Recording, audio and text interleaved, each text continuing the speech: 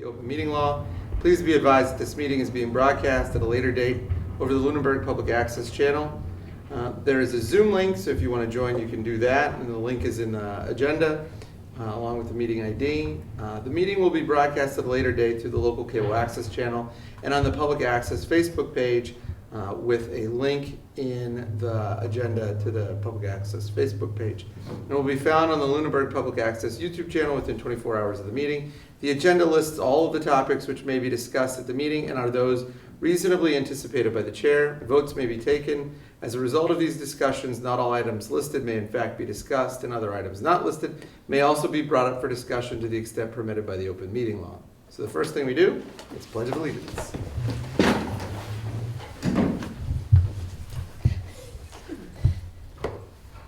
I pledge allegiance to the flag of the United States of America and to the republic for which it stands, one nation, under God, indivisible, with liberty and justice for all. All right, so the next thing we do is we go into executive session. I'll be right back. It'll be a quick one. Okay.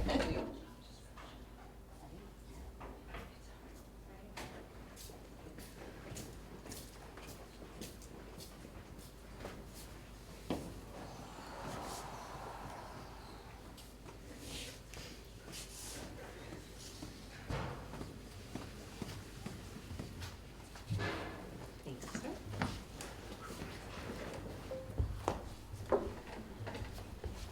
All right, we are out of executive session, so the next thing we have is public comment. Is there anybody here from the public that would like to make a comment?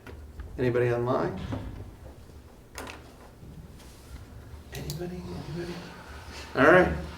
The next thing is chair's report. The only thing I have to report is number one, Laura is not here tonight and she's communicated with us. We still have an absence. My understanding from the town manager is that the email indicating that he was no longer interested is sufficient. So now the position is technically completely open. Anybody who would like to apply would apply. You would be appointed until May, and then you could decide if you want to run or not. We really need other people. This is a lot of work, and one of us understands education speak, but the rest of us don't. And so, like, the more people that share the heavy lift, the better. Is your mic on? I just got a text that people can't hear us. No, my mic was not on the whole time. This is the first time I've ever been accused of being too quiet. I know, right? Yeah. Okay. That's Can it. they hear us now? Do you know? Can you see on Zoom? You're blinking already, Anthony. You have to change your All batteries. right. Okay, I'll let you know if. We do not have a student representative, so we're going to go to review and approve minutes. I don't think we have any minutes. Do we have minutes? I didn't. I didn't see any. Okay. No, I didn't see any. Then we're going to review and approve line item transfers, warrants, and donations. The warrants were in the materials. It's $133,298.69. This covers the time period from the 6th of January to the 14th of January. Is there anything else? Yes, we have.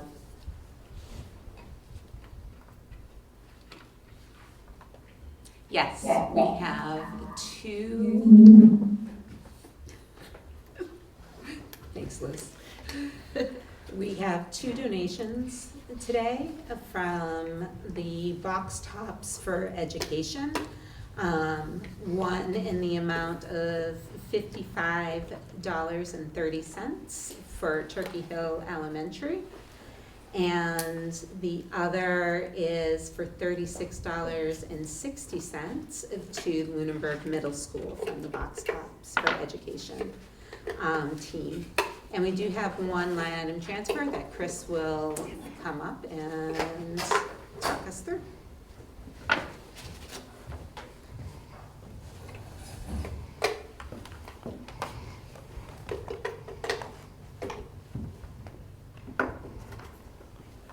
So we have one line item transfer tonight.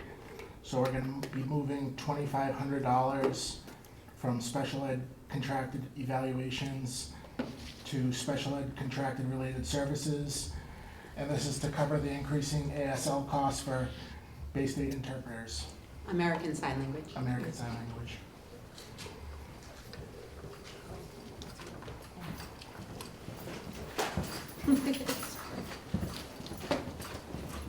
Does anybody have any questions about the line item transfer? Nope. All right, if there are no questions about the line item transfer, I would look for a motion on the donations and the line item transfer. I make a motion to accept the donations and approve the line item transfer. All right, looks like we have, and I'll vote in favor. All in favor? All in favor? Aye. Okay, all right, we accept the donations with gratitude. Yes, thank you.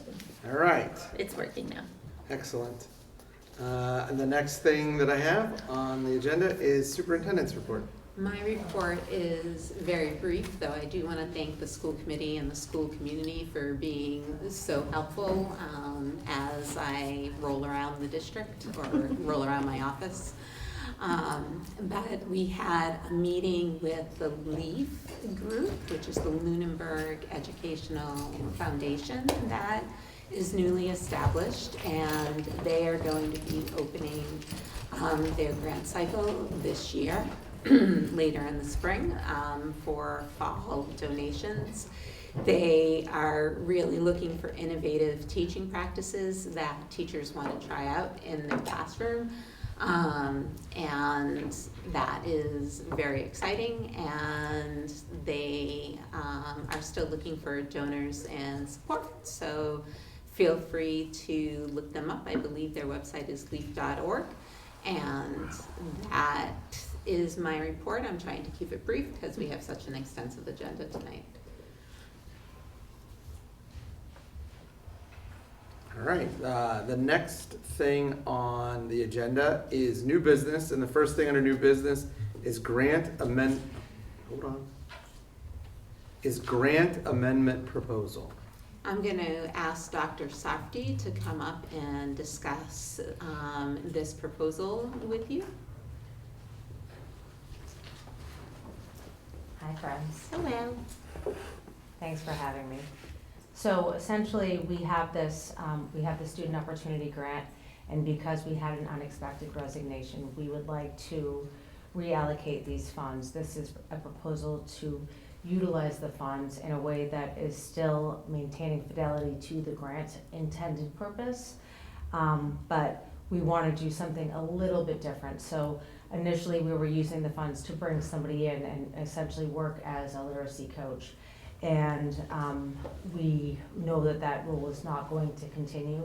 So rather than hiring somebody new, training them and having them join our schools, what we'd like to do is really focus on building the capacity of the people that we have within our buildings right now. And we would do that by having them help with some of the roles that we have in our schools. So like, for example, helping to plan and facilitate professional learning communities, focus on evidence-based literacy practices and math practices. Also helping with designing lesson plans that teachers will use with small group instruction. All of those things would happen outside of the normal school hours, so that's why there is a stipend involved. Additionally, I was looking for 2 positions to do some work over the summer. We'd like to offer some professional development. We'd also like to do, again, more of that planning and really digging into data to help build the capacity of our teachers. And then additionally looking for some instructional supplies. So I know that last meeting I talked about the need for more decodable readers, and that's one of the things that you see here. I also put in a request for some resources that we could use during our intervention blocks, so that we can really target instruction for especially our youngest learners. I spoke with both teachers and also with our math coach, Amy Resnick, and it was discussed that building our supply of Cuisinart rods would be really helpful to our teachers when it comes to math, and also having some place value mats. So those are small things, but they add up to a lot of money, and you can see that oh, maybe you can't see, but the bulk of that $25,000 that I'd like to use for supplies would really be for these decodable readers. And again, the decodable readers would be utilized when students learn specific skills. That way they can practice the application of those skills with the text that match the skills that they just learned. And also, I'd love to be able to have some really robust book studies, again, to build the internal capacity. And so I do have a couple of titles that I asked for. And with the funds that are left over, I would like to have some contracted professional development. Right now, we have somebody that we're using to help us with our the conceptual aspect of mathematics, and that's wonderful. I'd love to continue that work.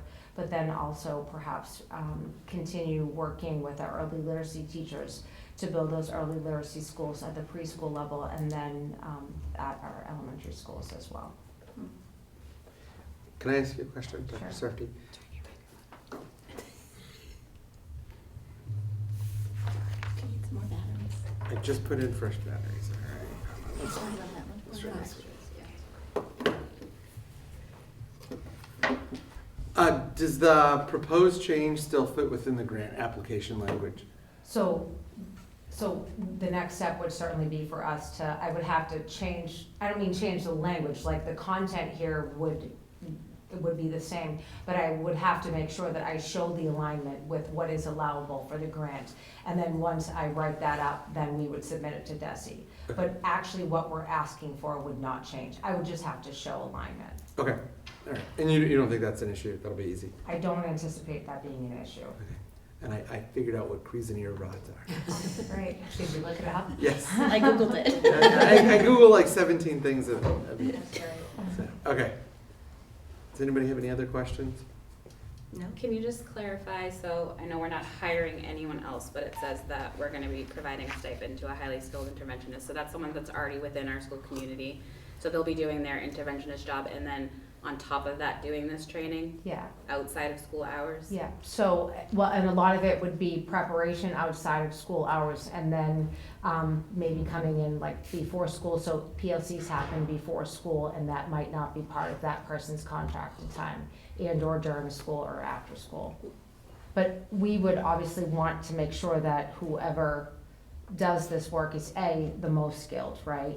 And then B, is willing to do this. We I wouldn't. was just gonna say, so we don't have anyone already like chosen, we don't know that this would actually be something someone would wanna do yet? I know that there are people who would be interested for sure. But I would wanna make it like a fair process, cause there might be other people who would be interested in sort of applying. It's just asking a lot. Yeah, Okay. I get it, right, but it would be something that people would have to go for, Yeah. right? And what I would say too is, a lot of times, those people that would be the best candidates are kind of like already doing the work, do you know what I mean? And this would be a way to acknowledge all that they do and sort of validate their extra work and hopefully compensate them in some way. I just want to say I'm very grateful that you were being mindful of this money. One of the things that resulted in the surplus was we were not mindful of grant funds. And so reallocating this money shows that we are being good stewards of the money we get. And I think that the uses that you've proposed in this document are a creative way to spend the money, and it's also something you educated us last time about needing. So it just happened that you had said, we need this stuff, Right. and then the money became available. So, Yes. good job. Great. Thanks. Yeah, seems good. All right, any more questions? Is this an action item? Yes, you need Okay. to approve her. I'm looking for a motion to approve the proposed changes for the grant money.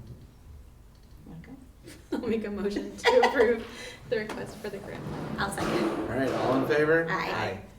Thank I was you. gonna be the second. Hey, you guys sometimes be the lead. I just wanna be the second person.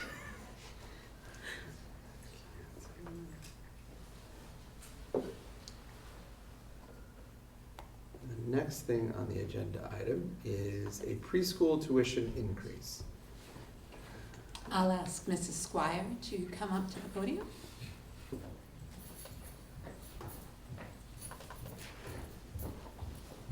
Principal Squire, before you start, are you still teaching kindergarten and being principal?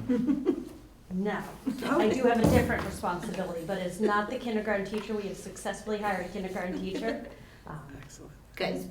Miss Dumont, who used to be at Turkey Hill, has come back to us Oh. as our kindergarten teacher. Good. So Excellent. we're very grateful for that. That's amazing. A little different fifth grade to kindergarten. Third to kindergarten. Third to kindergarten, but still, yeah. Bananas. All right, so I have preschool tuition.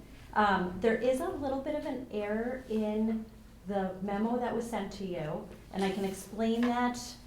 So we have proposed 2-day, 3-day, 4-day, and 5-day. So currently the structure of our program for preschool is on Monday, it's a half day. Morning, there is no preschool. Afternoon, currently it's just substantially separate. There are no model students in that. And then the rest of our time is either a 2-day or a 4-day program.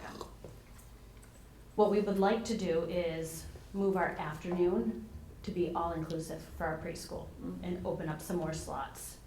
So what we would like to propose is that our morning sessions will stay the same. We will still have 4 days in the morning. We will have Tuesday, Thursday, Wednesday, Friday. So you could have options of the choices. What we would like to change is instead of doing Wednesday, Friday, Tuesday, Thursday, we would like to change our afternoon to be a 5-day. So we could, the rates of tuition would change, that's why you have 5-day on there, as well as 3 and 2. So Monday, Wednesday, Friday, Tuesday, Thursday. Can you say that one more time? Yeah.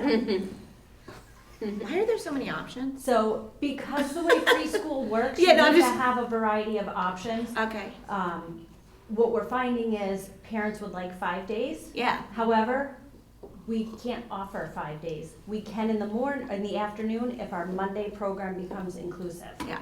And so I've been working with our preschool team. We would like to offer 5. Yeah. It's a half-day program, Yeah. but 5 half-days. But we would need school committee approval, so we're trying to get it in so we don't miss the window because we have Registration. preschool registration coming up. So there would be 3 menu options. There would be 2-day, 4-day, and 5-day. And we currently do not have 5-day. We currently do not have 5 Okay, days. so we would be adding 5-day, and the tuition increase would be, The tuition increase would be 4%. So every year our tuition increase is 4%. We break it down. So what we did is we went and looked at our tuition. What is our 2-day? What would it be for 3-day? What would it be for 4 days? And what would it be for 5 days? And that's what we have proposed. And we bill parents quarterly, so that's why you see the per year, per quarter. okay, all right. Does anybody have any questions? Yeah, I mean, I think no questions. I think 5-day is great. I mean, the more days you can offer, the more likely it is, I think parents will wanna, cause right, you've had issues billing We've had spots. issues, so last year, we only had 27 tuition students. This Yeah. year, we have 32. Yeah, We say we do a lottery, but we have not had to do a lottery because we have more slots to fill than we Yeah. have students. One of the things with preschool, because rolling admissions, if a student is 2.5 and turns 3 in and they're on an IEP, they have to come in. So we Yeah. have to watch DESE, we have to watch our ratios of students on IEPs and students that are not on IEPs. And you can't have an overbalance because if you don't have a 50-50, your ratios then becomes substantially separate and it's a whole Different thing that set we of have to rules. do. Yes, Yeah. it's a whole different set of rules. So we're trying to give a lot of options. We were able to get more students in. We're hoping by doing the 5-day and the 3-day, we're gonna get fill more of our open slots. Excellent, all right. that's great. Any questions? No. All right, and this is also an action item, so I'd look for a motion. I have a motion to approve the preschool tuition schedule and addition of 5 days. Second. All right, all in favor? Aye. Aye, all right. Thank you. We're booking, let's keep going.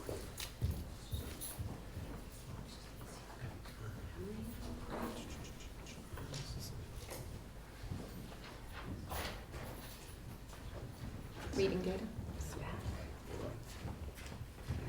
Here we go. All right, the next item is for discussion, and this is reading data. Ooh, we got the presentation. getting your first PowerPoint of the I mean, year, that is- Tony. Ooh, we got a long time. It's January. We're only now getting Yeah, back. and I think it's only 6 slides, so that's, Yes. Excellent. well, maybe it's more than 6, but it's 10. It's 10. But you got data, so like I feel 10 like is, that's 10 a- isn't bad. We'll be It's not 192 with a hyperlink to another 640, so we're good. I think that we might, Oh, I should light, so turn this on. I'm feeling like it's not. It was on when we came in. It might have timed out. Kids here, they We can always conserve fix energy this thing. here. I mean, that's just the power, I don't. No, I think that's anything right. besides- I think that's right. Just press buttons. See, we conserve energy, I'm- this is yeah. good, We could right? call, It's like call when like there's a a random problem. high school student and they'd They'll be do like, it. and then it would work. It's like me, people like give problems like, did you turn it off and turn it back on? It's really. I'm troubleshooting. That's my answer. Oh, there we go. People do plug it in. Now I can see it. I can hold this. Oh, there you go. Yes, It just took a minute. Okay, if I just. Yeah. Do you want us to Oh, turn the lights on? Sure. Okay, okay, sorry, thank you. You want me to shut these off so people can see? Sure, Is it too dark? That's very dark. Better? That's good. that's great. Okay. Is that good? Okay. Happening today. Set the mood. You got the buttons. Hi again. So I'm over here, and I also have Beth Robinson with me, and Beth is an intervention teacher at the primary elementary school. That's your title, right, Beth? Yes, I'm TSS specialist and instructional specialist for the primary school. Sorry, I know I got that wrong. Okay. So this presentation shares the beginning of year data and the beginning of year and middle of year literacy and math screening data. The beginning of the year data shows where students were at the start of the year, and the middle of the year data shows where students are performing at this midpoint of the year. All of the values that you're going to see are shown as percentages. They're not individual students, so I just want to make sure everybody understands that. And the percentages that you will see represent the composite scores, which summarize multiple skills that indicate an overall risk factor, okay? A couple of important points. The purpose of this presentation is to explain where the students are right now, to identify areas of risk and also strength, and to guide instruction and intervention. The purpose of this presentation and the purpose of the DIBELS assessment is not to measure growth or compare students over time, okay? So I just want to make sure that this is not the same as when we're looking at the MCAS data. This is really like a diagnostic assessment. Where are we? How does it inform instruction? And then where are the areas of risk and the areas of strength, okay? So can I ask a question? Sure. Because I looked at it a little Yeah. bit before. So when we're looking at beginning of the year data versus mid-year data, what you've just said makes sense to me. We're not tracking a student across both. Absolutely. But when we're looking at the colors, Yeah. right, are we, the mid-year data comparing to a cohort of other children that are in mid-year? Well, so we Is look that- at, Does so. that question make sense? So we're not comparing the students, so what I would say is this. Overall, we're looking to see how many students are at risk, or what percentage of students are at high risk, moderate risk, and what students are obviously like less at risk and really kind of not at all at risk. Yeah, So there's that, but then we also look at the individual student data to see, for those that were identified as at risk at the beginning of the year, is what we're doing to intervene, bringing them out of that risk category. yeah. Does So that it make is showing sense? growth a bit. It's nationally normed. Yeah, so is it, I guess that's the Yes. thing, and are we just because it came For up at sure. Tri-Board last week, Yeah. right, was our third grade data, and I know it was MCAS data, so it's different, but I just wanna be clear in my mind that, Right. you know, our third grade data last year on MCAS, Sure. we were measuring at the end of the year, right, after the Right. children already had third grade. Right. So I was just like, is the norming, is that the right Yeah. word? Right. To mid-year, other students who are mid-year, Yes, okay. yes, yep, if I'm understanding you Do correctly. you think, okay. Yes. You're right. Okay, Yeah. excellent. And DIBELS is an acronym. Yes. It is. It stands for, I Um, cheated. What does it still for? Dynamic Indicators. Yeah. Go ahead. Oh, Now we can stop. Okay, so dynamic indicators. we forget. Oh. We'll get back to you on that. Basic early literacy skills. Yeah. I knew the early literacy, I'm like, Is it what's the B? benchmark? Basic. I don't know. Basic. Well, basic, there we go. I think they threw in the B so it was a word you could pronounce. So Dibbles 8 is an approved SE early literacy screener, okay? And it's part of what we use as our district-wide literacy assessment system. Beth is going to talk about how we use Dibbles for K2. In the primary school, we use Dibbles as a universal screener and progress monitoring tool to assess foundational reading skills such as phonemic awareness, phonics, accuracy, and fluency. And this allows us to identify students who may need additional support early when intervention is most effective. And so when I think about Dibbles data in general, I often suggest that people consider it as a photo mosaic, where you have thousands of small individual snapshots of information. And then as you kind of stand back a little bit, you can actually see an image emerge as to what proficiency and growth within our literacy looks like for all grade levels. And we can look at students, we can look at classes, grades, the whole school, the whole entire district. And it really gives us quite a nice look at where we're at. It's almost like a GPS. We can tell where we're at, and it can help us guide where we want to go. So as Dr. Snarfty said, we are going to be looking at composite scores, and composite scores are made up of all the different subtests that each student takes. There's usually around 4 subtests. Some grades have less, some grades have more. And those subtests are weighted. They are weighted in terms of the importance of that skill for reading success. And so as we look at the data, we're looking at composite scores, and so that's multiple scores per student multiplied by all of the students within our grade levels. So in grades 3-5, we're using Dibbles strategically to do really 2 things: to monitor oral reading fluency and accuracy, and then also to help us identify students who need additional foundational reading instruction. And then, as it says here, across all grade levels, Dibbles is reviewed alongside other classroom assessments. That's really important. It's never just used in isolation.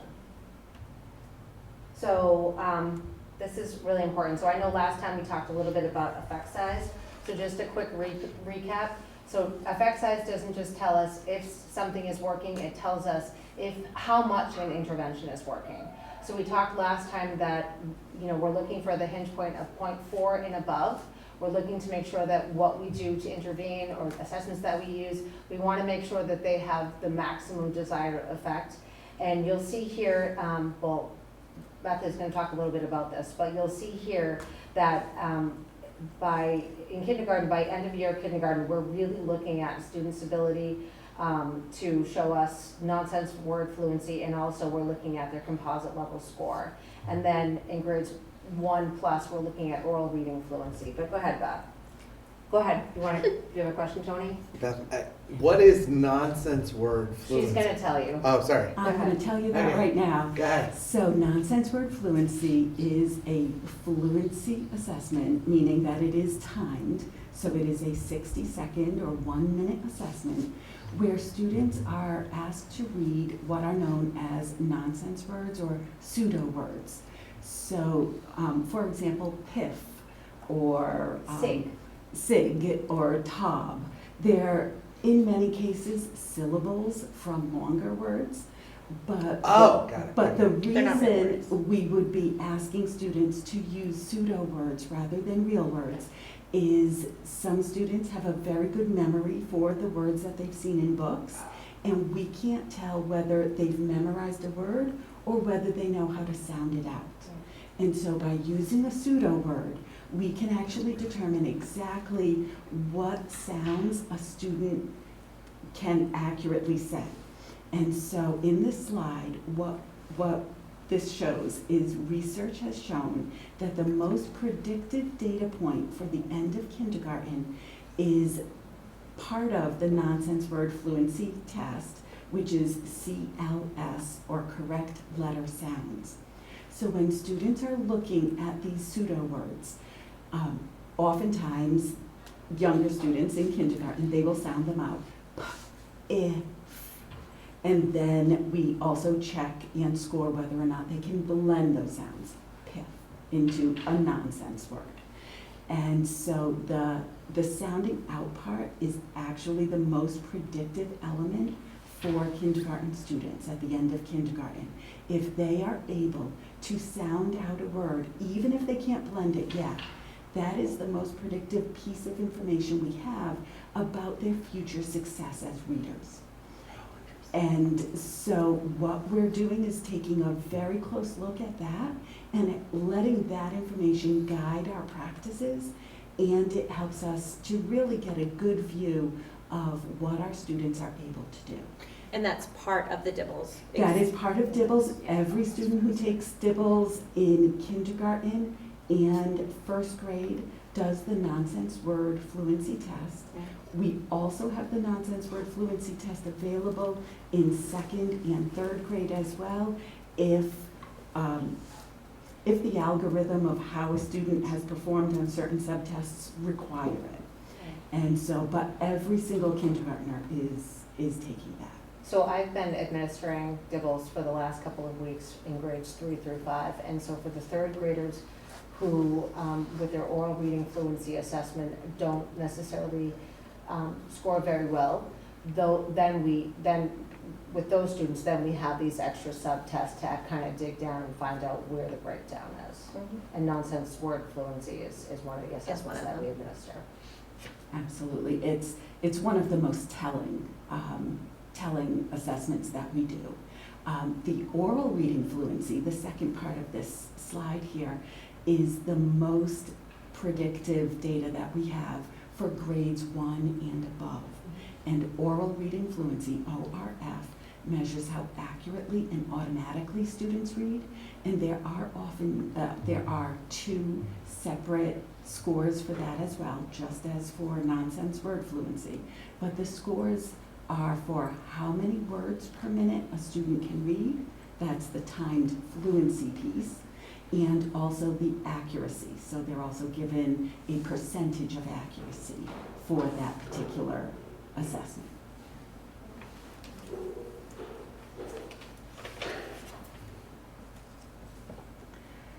So what we're looking at here is composite score data for each grade level.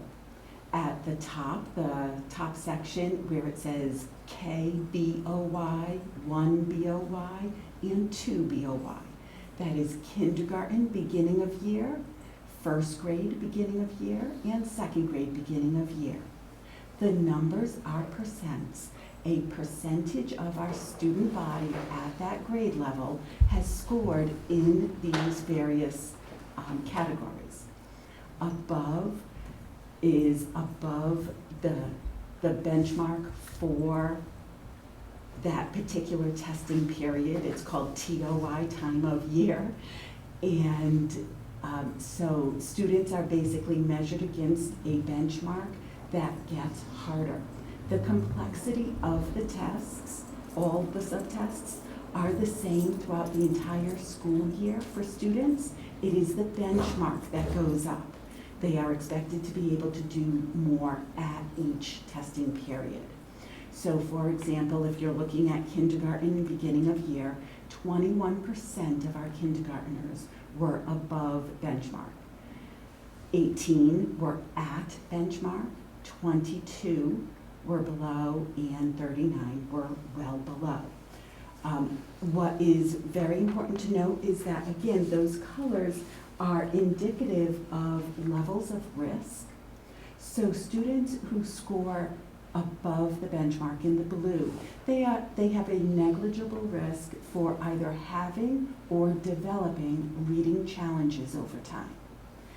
Those students that are at benchmark, pretty much right where we expect them to be, they have a very low level of risk for having or developing reading challenges over time. The students in the yellow and the red, however, they have a higher level of risk.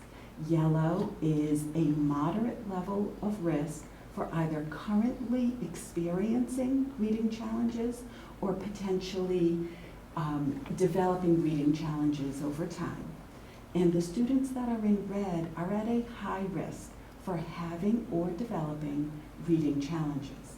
So when looking at this data, it's very common for people to kind of let their eye be drawn to the line between the yellow and green, knowing that the students, in this case to the left of that line, all of those students have a very low to minimal level of risk, whereas the students in yellow and red, those are the students that we really want to watch over very carefully and monitor their growth through progress monitoring. Can I ask, is this one of the data points we use when we're talking about who is receiving MTSS services? Is that, Yes, Yes. absolutely. Yeah. okay? Yes. And are we as a school district able to provide MTSS services for all the kids on the right? No, We're mostly serving the kids in the red. correct. Right, The kids are in the yellow, we don't have the resources for. that's accurate. Okay. I know there are a lot of numbers up here. I just want to throw out a few things that I've noticed that, might put a little bit of this in perspective. In kindergarten, at the beginning of the year, we had 39% of our students at or above benchmark. So that's the blue and the green. And at the middle of the year, it was 55%. So that is That's good. That's a very good thing to see. Why are they coming in so far below? Like, obviously, it has nothing to do with us because they're not in school yet. But Correct. is this consistent with trends in Massachusetts, national average over time? It is very consistent with my own personal experience. I have been in 7 school districts in Massachusetts, and I have found that over the past decade in particular, every year students are coming in quite low. However, in many cases, it has to do with a lack of exposure. And so once we bring them, into our kindergarten classes, we find that, oftentimes students make very nice progress, and that's what we're seeing here. Well, we don't have, Like the we don't have number- universal pre-K. Yeah, the so- that number almost doubled. Yes. Right. And so I guess one of the things that came up at the tri-board meeting, and this is something that we're trying to wrap our head around, is what can we do that's cost effective that would help that number, the KBOY number, be better? And it's outside of our Yeah. control. But Oftentimes it is. It's outside of our range unless we are in a school district or in a place that has community programming and preschool for all. Right. Well, they will Pre-K. also be doing an end of year dibbles, right? Oh, yes. So it's Absolutely. already changing. It's So by already the end of the changing. year, it could change more. I Yes. also have a question. Is every single student tested, So, including students on IEPs or already with disability? so almost every single student is tested. If we have a student that is working on, that is nonverbal and has very significant challenges, this might not be an appropriate assessment for them. Right. Yes. So with those exceptions, yeah, To barring put those that in exceptions. perspective, currently with this data, that is less than 10 children. Less than 10 children. In the district, In the K through in the 2. primary school. in the primary school. In the primary school. We do all that we can to use this universal screener for all students because we do not want to not keep an eye on students on IEPs or multilingual learners. We want to make sure we see everyone. And really when Dibbles shows that a student has fallen into a red or a yellow category, it's like a flag is being waved. Take a look at the student and pay attention to their needs so that we can help them really progress in the best way possible. But I will emphasize that realistically, having more highly skilled intervention teachers would certainly be beneficial to our schools. Absolutely. In first grade, the numbers are not drastically different from the beginning of year Yeah. to middle, but what I would like to say is that I have seen some very nice gains in high-frequency word reading, which is one of the subtasks, and overall letter knowledge and just alphabetic principle. The ability to really work within literacy skills. So I'm seeing more accuracy, even though in this particular instance, the numbers haven't moved all that much currently. But again, when we see the end of year DIBELS scores, I would expect to see Yeah. a greater change there. So according to this 80, if I'm doing the math, 86% of students from K to 2 are well below. It's only 100 across, so you'd want to average those three. Right, Yes, okay, you would okay. average. Right. And so that average number, all those students are getting intervention at this current time? So not all of the No. students. In the red, I mean, In the red, yes. not the yellow. Not all. Not all however. of the students in Not the all, red. and some of the students in red are on IEPs as well. That's why I asked. Yeah. So there's multiple services involved, but even at that, there are some students in red that have not received So what are we intervention service doing yet. for those students Well, what, currently? yeah, I mean, so what we're really trying to do is, again, build the capacity of the classroom teacher, but there's obviously only so much that the classroom teacher can do. So all students receive tier 1 instruction, core instruction, right? And I would say that much, if not most, of the tier 2 intervention is done by the classroom teacher. But that really intensive support is typically done outside of the Right. classroom, right? So that is a problem, that is a challenge for sure. Yep. So we want to be transparent about that. And at second grade, the blue category for second grade, students went from 24% above benchmark at the beginning of the year to 27, which is really lovely. What that really shows for our school is that although we are keeping an eye very closely on the students who are below, we also want all of our students to be growing at a wonderful rate. And when we see increases in the blue, in that above category, that is what that shows. And for second grade in particular, it's some really nice gains in oral reading fluency accuracy, which is really tipping the balance there. And I'm very excited to see that. That is wonderful for our school. So what we do is take this data and figure out how to move forward. We want to, make data-based decisions so that we can make sure that we are meeting the needs of our students. And so the teacher feedback that we've received regarding our professional learning communities indicates that they would like to use that time for planning and really digging into the data so that they understand how best to use the data to plan instruction in the classroom. And so we're excited about using that time and really developing plans for that. And our areas of focus are listed there on the slide. You'll notice that we have phonemic awareness. That's the ability for students to play with sounds and really manipulate sounds. The ability to blend sounds together. For example, cat, blending those sounds together. Or hearing a word like cat and being able to segment and isolate those sounds to and manipulating sounds, changing cat to hat, bat, sat, really helping our students to understand in an auditory way what it is that's happening. And then we can add in the letters, which then makes it phonics, and work a lot on orthographic mapping, which you'll see smack dab in the middle of that chart. Orthographic mapping is allowing students to see how the letters and sounds correspond and make sure that they have a good understanding of the building of the building of words through those letter sounds. And so it helps with both their reading and their writing.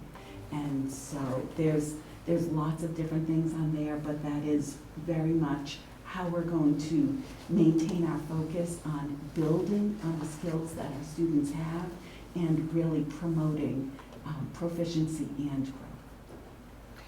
Can I go back a little bit, just because I know we changed curriculum, right, at some point? So we were using, part of this is for the public and for you to make sure I have it right, is that when my 5th grader was in kindergarten, 1st grade, my understanding is we were using a reading program that was not based on the science of reading, and now this new program is. Do you expect so our teachers, who are wonderful, right, and do an amazing job, are learning a new program? Absolutely. Do you think do you think, When teachers become more proficient. yeah, I'm trying to think the right way. Yeah. Do you think that may help students? I mean, they've had it for a few years now, Sure. right? I think we changed in 2nd grade. 4? It's been 4 years? Oh, okay. So I guess it has been a while. They are using a new version Yeah. that does set up the foundational skill components a little differently. Yeah. So it is sometimes a matter of becoming more comfortable and more proficient Yeah. with a program. And I do think that happens over time. I do find that it takes several years. Yeah. Um, But we are using now the curriculum that is of the highest standard that the state, because the state has had a lot of discussion about this. Absolutely, yes. And right, what we are using is what It is aligned curriculum. aligned for sure. curriculum. I want to make sure the right terminology. That's So, correct. so that's good. Yes. Okay. It is Very good. I know we talked about it a little bit Right. last week, And but kind of like what Beth is talking about, so, there's been a lot of professional development on like the theory, the research, things we can do, but teachers really want to say, okay, I want to do that, but I want to do that with this list of kids. Yeah. How do I plan to do it, and what does it look like when I implement in my Yeah. classroom? And of course, they're doing that now, but they really want to be able to utilize our time together to plan for that so that they can make the most of all of their instructional minutes. yeah. Okay. Thank you. So now we're going to focus at our attention here at Turkey Hill. And so what this slide shows is, of course, the BOY composite scores for grades 3 through 5, and then the MOY middle of the year composite scores for grades 3 through 5. And again, I want to focus on the percentages in those risk categories, as Beth talked about. We're really making sure that we focus on the students that are in red, those are at the highest risk. And then the students, or the percentage of students that are in that yellow category, those students are at moderate risk of either having or developing reading difficulties. It doesn't mean that we forget about the students in blue and green, right? We want to make sure that we continue to challenge them and keep them on that trajectory.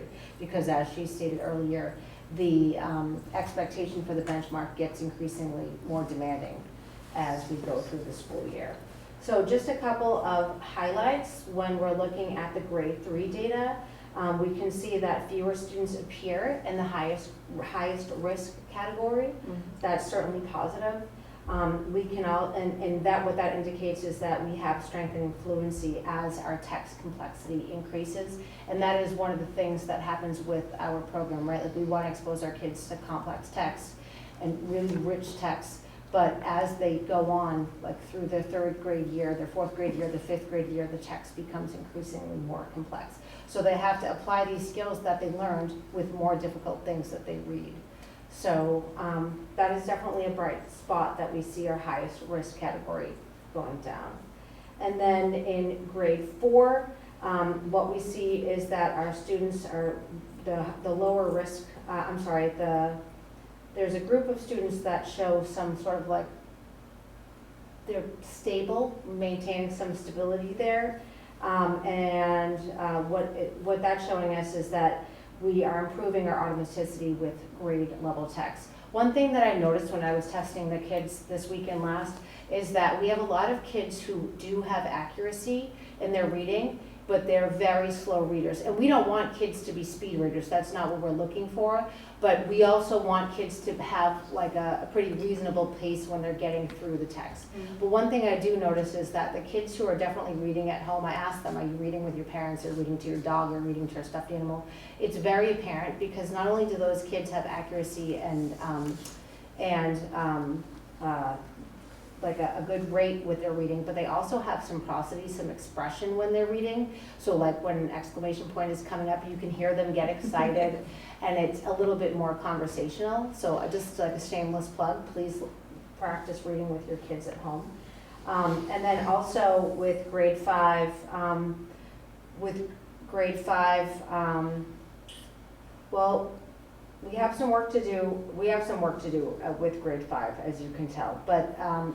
But what I did notice, again, when I was testing the kids, is that it seemed when it came to the accuracy piece, grade 5 actually performed the best. And that's the hard part about this assessment, is because you can sit there and listen to kids read, and they can have no errors. But if their rate is really slow, then it flags them. And then we have to go on to these other subtests. And the subtests, as Beth said, are also timed. So we might have kids that are reading, so what they have to do is show accuracy reading lists of words, and they're a very abundant list of words. And we might see kids reading accurately, but they're just reading slower. So it doesn't mean that they're not proficient readers. It means that their rate is not there yet. So that keep practicing. That's kind of. Yeah, and I just want to note for the public again, since I have a 5th grader and so does Tony, this is the grade that missed kindergarten because of COVID. Yes. Right. This is the grade that had kindergarten on Zoom, Right. partially on Zoom, so. Which made them very good at Zoom, but not so great at reading. Yeah. So the other bright spot right here is, I was looking at my notes and not actually at the chart. I'm sorry about that.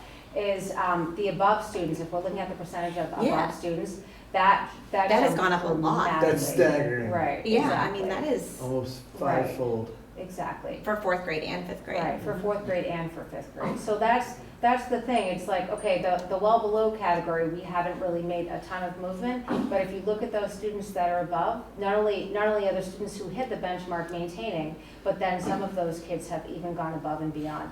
And that has definitely been apparent when I have been been testing the students, for sure.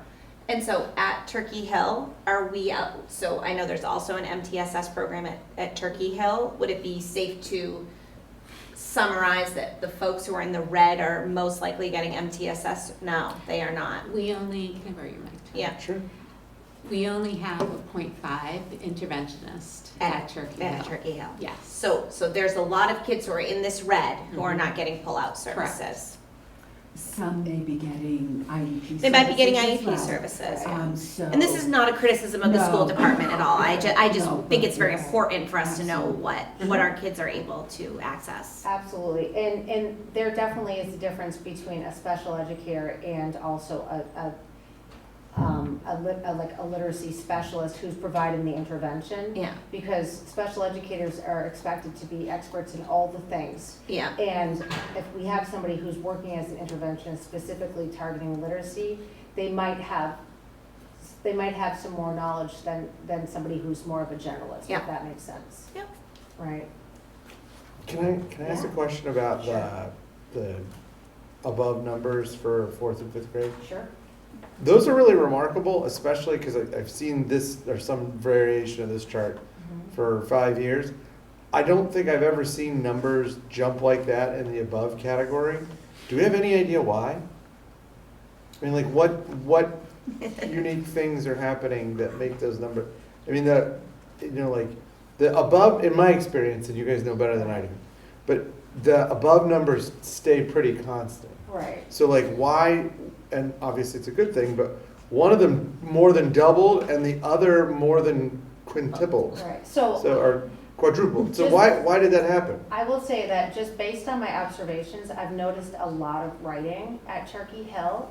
And I really think, well, I don't think, I know, that writing about text helps deepen reading comprehension, it helps students practice so decoding is like reading the word, like breaking apart the sounds so that you can put them together and read a word. But when they're encoding, they're actually writing. They're taking the sounds and then they're writing their words.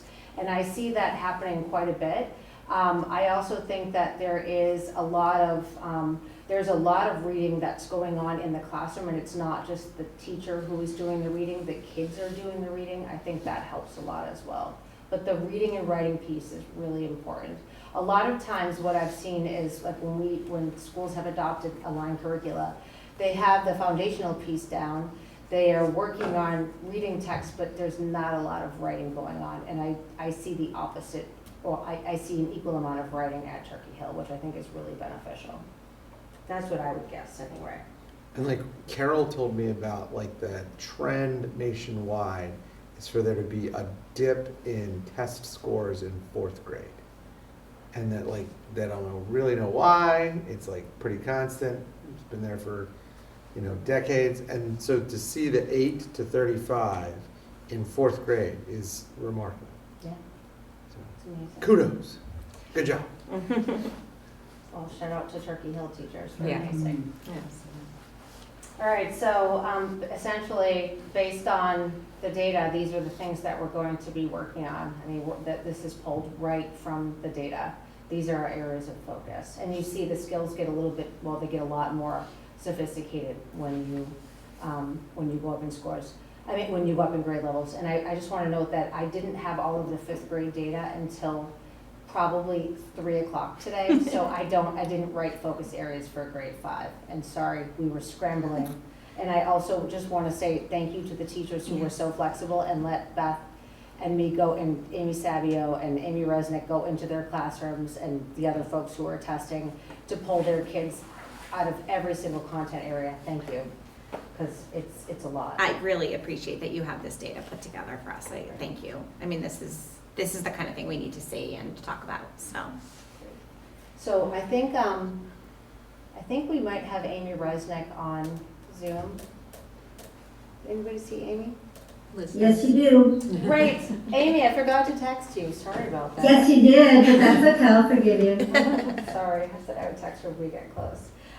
So here we go. So we're just going to talk about the universal screener for NemberSense. So that we're moving on to the math portion of this presentation. And just like the DIBELS, the USNS identifies early math risk. And you can see here, the USNS assesses counting, quantity, number relationships, early addition and subtraction. And again, a key clarification is that the universal screener for NemberSense identifies risk and not growth.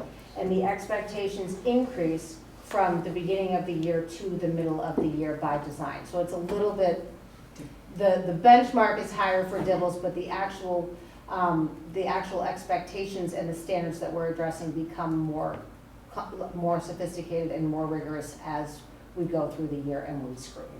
So it's, Yeah, if I can just Sure. jump in, I think it's important to remember that the fall universal screener is measuring the prior year's end of year standards. Yeah. So a 2nd grader being screened in September is being screened on whether they've mastered the 1st grade standards. However, when they're screened again in January, they're being assessed on 2nd grade standards that they should be making progress toward mastery by January. So it's a completely different test.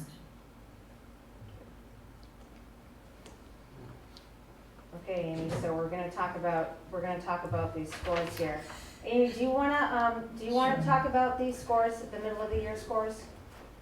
Sure, absolutely. The thing that I'm so excited about at primary school is when I look at proficiency at the beginning of the year for K1 and 2, we've always said that our place where we want it to be is 80% proficient. And every single student at the primary school, or not, 80% of every grade level entered with those standards met.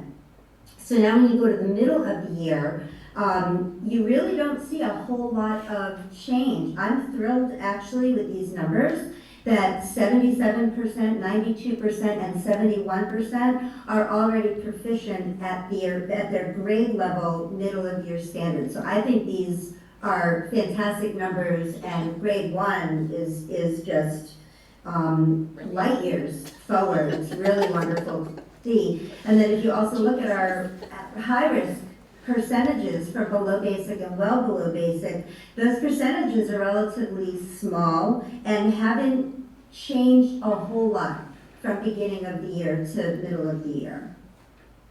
And I also want to just plug all the work that Amy has done at primary and also at Turkey Hill. And the teachers show up every other week to meet with her, and they engage in this work, and I think it shows in the performance for sure. Yeah, I mean, these numbers are incredible. I just am curious from an education standpoint, is it typical that the math is, or are we just that much more amazing at math? I don't. No, And you are too. I'm brand new at this, so it just seems like such a Right. difference. And is it because the reading standards are too much for kids at their age? I don't know, No, you know? No, I think there's a few different factors. I think that there has been consistency in math coaching and specialist services over the last 4 years. So I think that has made a very big difference. The teachers have been working with me, with each other, with that curriculum very consistently for 4 years. And so the growth in instructional practice has been huge, which is absolutely wonderful. Ironically, math tends to struggle more than literacy Crazy. in terms of proficiency.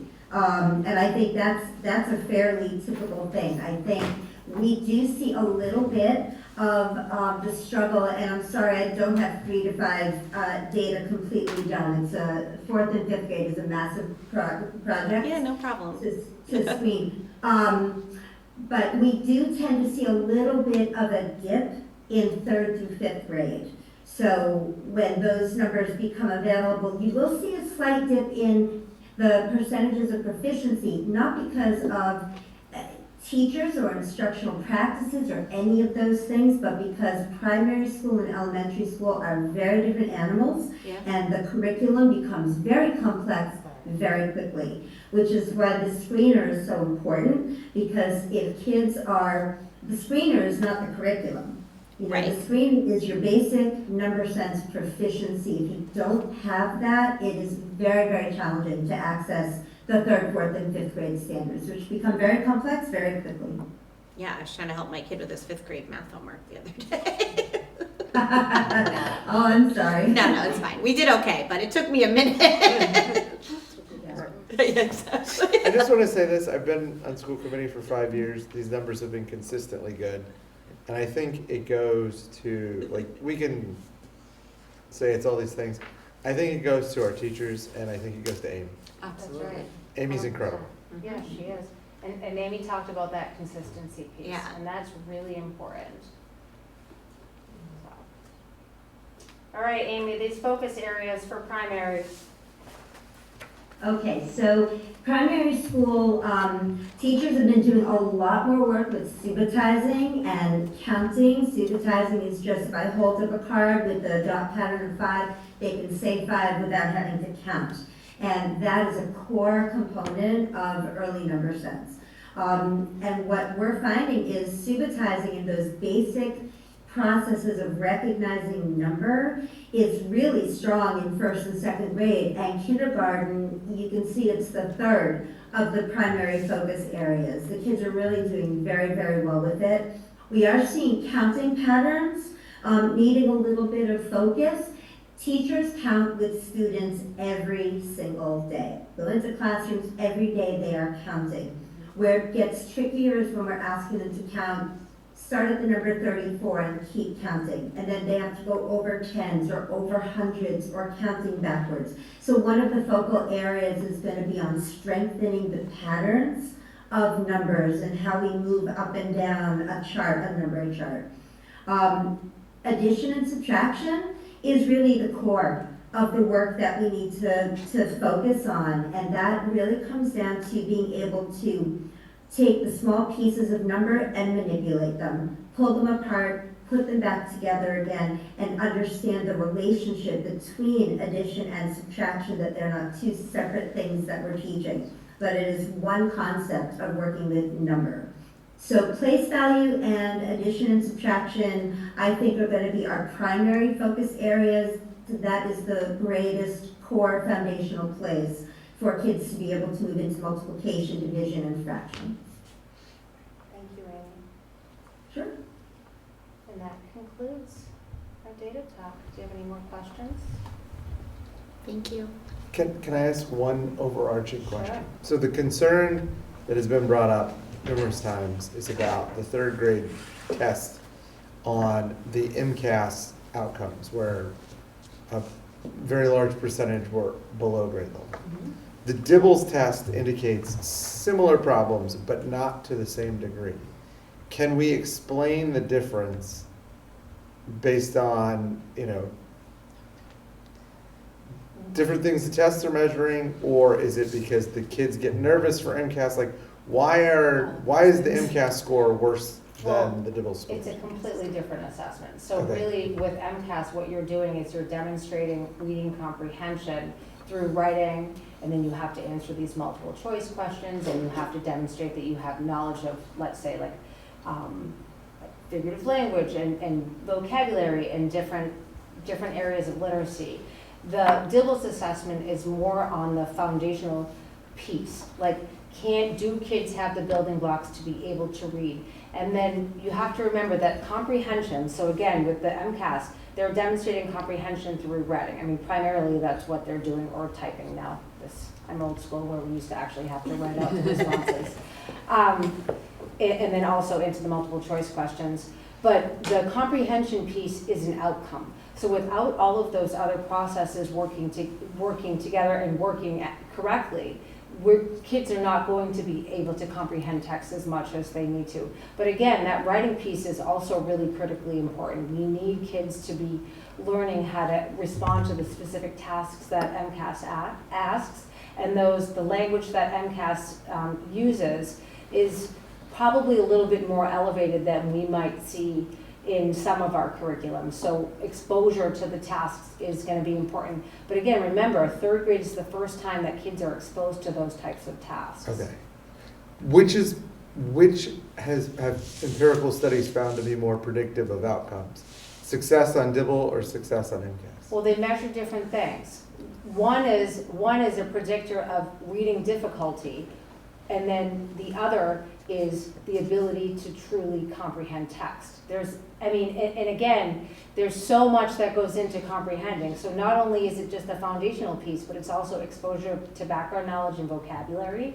Sometimes a student could demonstrate proficiency when it comes to a passage about baseball that they're reading because they've been playing baseball for 5 years. But if we have a student who came from another country and has never experienced a snow day, this actually happened to me, never experienced a snow day, never hunted in the backyard for treasure, didn't know what a snow day was. This actually happened to my students. Their performance was not an accurate indicator of how well they could comprehend text and then write about the text that they read. They just didn't have the background knowledge. So are you saying that MCAS is not as accurate? I'm not saying that. I'm just saying that they're different assessments. I actually believe in a standardized assessment like MCAS. I'm actually perhaps not MCAS, but I'm not a fan of standardized testing, because when you went to law school, you had to pass a standardized assessment, Sure. correct? Yeah. We did as teachers. These are things that that we're going to encounter in life. However, there are so many different variables that could impact a student's performance. Okay. So I guess the summative question is, should we be super concerned about the MCAS, or should we be super concerned about the Dibbles, or both? I think we should be super concerned about making sure that we have the right resources for our teachers, we have the right professional development for our teachers, and that we have the staffing that we need to make sure that we are able to provide the right intervention for our kids who are at the most risk. Okay. Thank you, guys. I believe this was a discussion item. It was. I just want to make one point. Beth, the explanation of the nonsense word thing, I've been struggling with this concept for years. That was the best explanation. And I always wondered, like, why are we teaching them gibberish? But it filters out the impact that memory has in biasing the outcomes of the test. It does, and oftentimes we don't instruct with nonsense words, we only assess with nonsense words. Yeah. Okay. So occasionally, in activities or whatever, nonsense words will happen in a literacy class. But for the most part, we reserve it for that assessment piece because there is no way for a student to memorize a nonsense word. So it really shows us so much more than a list of words ever could. Thank you. Thank you, thank you, thank you. Thank you. Next on the discussion is draft warrant articles. So let's go to that. Can I borrow your microphone again, please? Sure. Oh, I can't hold it together, thank you. So at our last school committee meeting, we discussed adding 2 items to the warrant, one related to the turf fields and one related to Kids Kingdom. I took a shot at drafting those warrant articles for us. I actually, for Kids Kingdom, just copied the one from the special town meeting warrant and changed the address because it was wrong. And it will be submitted by school committee now, obviously, because that's what you voted to do.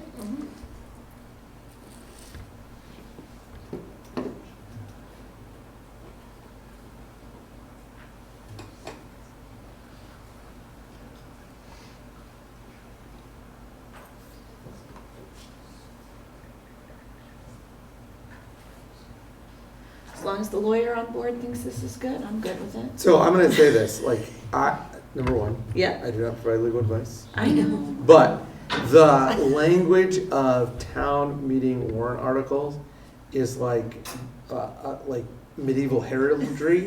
So like they do not follow the same rules. Really? Yes, so I don't know anything about the language for town. This seems fine, like the pattern that I have been able to evince since being on school committee tells me that it has to start with to see if the town will, blah, blah, blah, blah, blah. Yeah. So it, Raise and appropriate. yeah, this is exactly what it should say, but I do not bring any specialized knowledge because of the unusual nature of town meeting warrant article rules of construction. My only question, I guess, on the 195,830, do we usually go with the exact number like that? We have a bid in hand for that number, right? Correct. Okay, that's fine. I just wanted to make sure that was. Do we need to approve these? I think this is a discussion. It's just a discussion. Okay. I like the language of both, the fact that we have the $195,830 tied to a specific thing. Yes. I think that will help the town process what we're doing. I also think that, the Kids Kingdom thing, everything has been done Mhm. correctly, and so I am happy to have the town give that back to have the people of the town give that back to the town government. So, Let's do it.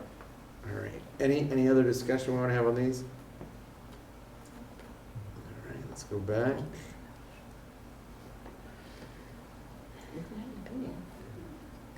Next item on agenda is the 2027 proposed budget. See money, come on down. Chris, I hope you noticed that the town manager started to call you Yeah. Simon. I did. That's She not did. that's not the worst It's nickname in the amazing. world.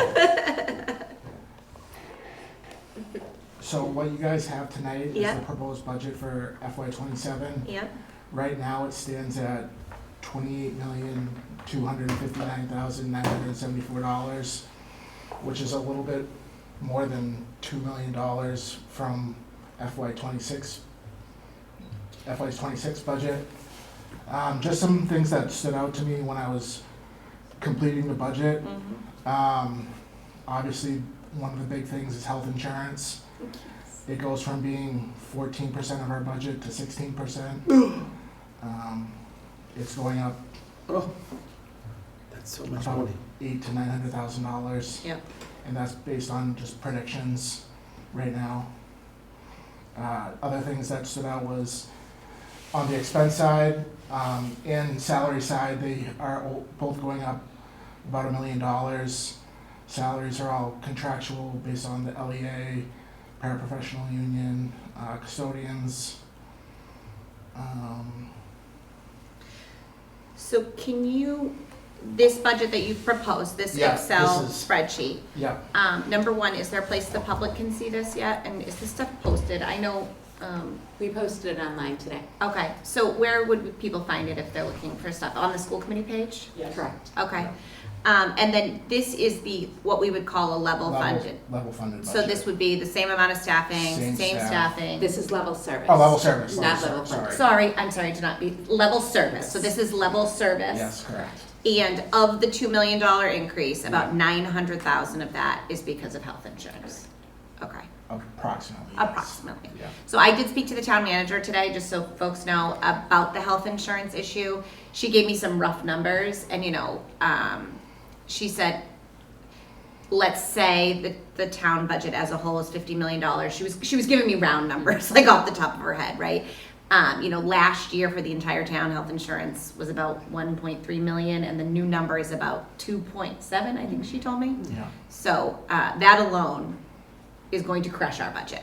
correct. Okay, so this is a level services budget. number, Yeah, so, and this is on the website. yeah, so no cuts, no additions. No cuts, no additions. Correct. Okay. So, Chris, I also want to point out that there was a substantial increase in the student transportation costs. Those are also something that we cannot control. Yes. Can you talk to us about, like, if you combine those two numbers, the general and special education, what's the difference in total student transportation from this year to last year? About $300,000. Okay, so this is, you know this, Yeah, Dr. Fortuna, you know this. Just for the public's edification, we do not have any other people that will bid for transportation services. correct. We have not had, not even an uncompetitive offer. We have only had one company bid year after year. I believe this is the fourth contract they have been awarded where there has been no other bidder. Yeah, And to the extent that we can't use the free market to pit companies against each other and drive down costs, we're just gonna be stuck paying $300,000 more a year ad infinitum. yeah, So, like, this is another cost that we cannot stop. yeah. Like the cost, the increase in healthcare, the increase in utilities, and the increase in transportation. We have no way of stopping it. No. To my knowledge, and I wasn't here, but I believe D-Bus was, like you said, the only bidder Yes. on our last contract, which runs through 2028, I believe. Yes. But it's been I think it's four consecutive Yeah. contracts where D-Bus has been the only bidder. And Correct. so when they increase costs, we have no way to stop them from doing that. No. So with tri-board being next week, so for the public's knowledge as well, we've been meeting the select board, the finance committee, and the school committee for quite a while. Next week, as I spoke to the town manager, and she talked about at our last meeting, she's hopeful that we may have first we might hear from the public. There'll be a public session where people can come and speak on the town budget, and anything they've heard over the last few months, and anything we've talked about in the last few months, and then a discussion between the three boards. I was gonna come here to recommend, although maybe we won't take a formal vote, but that the school committee have a few ideas of what we would like to present as our sort of asks of the group.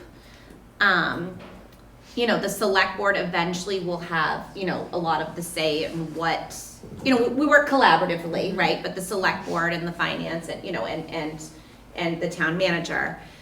For those who aren't aware of the way the budget process works at the state level, all budgeting is, I didn't even take accounting, so you'll have to, all budgeting is ins and outs, right? So this is what we would like to spend. Yeah. We can't come up with a number for an override or whatever until we know how much we have to spend, right? Yeah.